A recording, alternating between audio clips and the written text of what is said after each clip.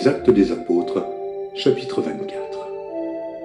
5 jours après, arriva le souverain sacrificateur Ananias, avec des anciens et un orateur nommé Tertulle. Ils portèrent plainte au gouverneur contre Paul. Paul fut appelé et Tertulle se mit à l'accuser en ces termes. « Très excellent Félix, tu nous fais jouir d'une paix profonde, et cette nation a obtenu de salutaires réformes par tes soins prévoyants. C'est ce que nous reconnaissons en tout et partout avec une entière gratitude.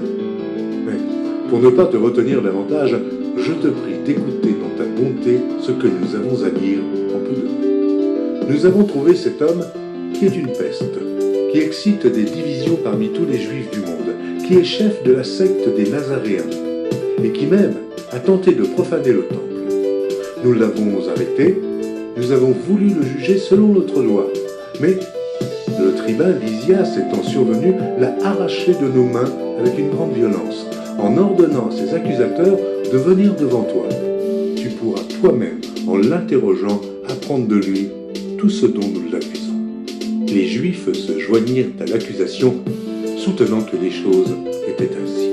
Après que le gouverneur lui eut fait signe de parler, Paul répondit : « Sachant que depuis plusieurs années tu es juge de cette nation, c'est avec confiance que je prends la parole pour défendre ma cause.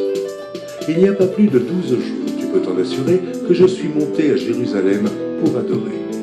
On ne m'a trouvé ni dans le temple, ni dans les synagogues, ni dans les villes, disputant avec quelqu'un ou provoquant un rassemblement séditieux de la foule. Et il ne saurait prouver ce dont il m'accuse maintenant. Je t'avoue bien que je sers le Dieu de mes pères, selon la voie qu'ils appellent une secte, croyant tout ce qui est écrit dans la loi et dans les prophètes, et ayant en Dieu cette espérance, comme ils l'ont eux-mêmes, qu'il y aura une résurrection des justes et des injustes.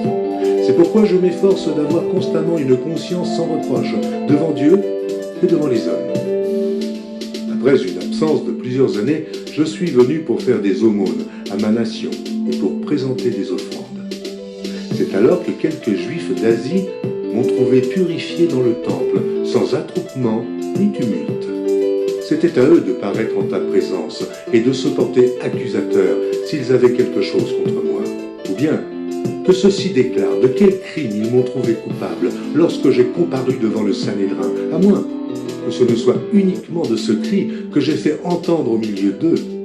C'est à cause de la résurrection des morts que je suis aujourd'hui mis en jugement devant vous. » Félix, qui savait assez exactement ce qui concernait cette doctrine, les ajourna en disant : « Quand le tribun Lysias sera venu, j'examinerai votre affaire. » Et il donna l'ordre au centenier de garder Paul, en lui laissant une certaine liberté et n'empêchant aucun des siens de lui rendre des services. Quelques jours après, Félix vint avec Drusille, sa femme, qui était juive, et il fit appeler Paul. Il l'entendit sur la foi en Christ. Mais comme Paul discourait sur la justice, sur la tempérance et sur le jugement à venir, Félix, effrayé, dit : « Pour le moment, retire-toi.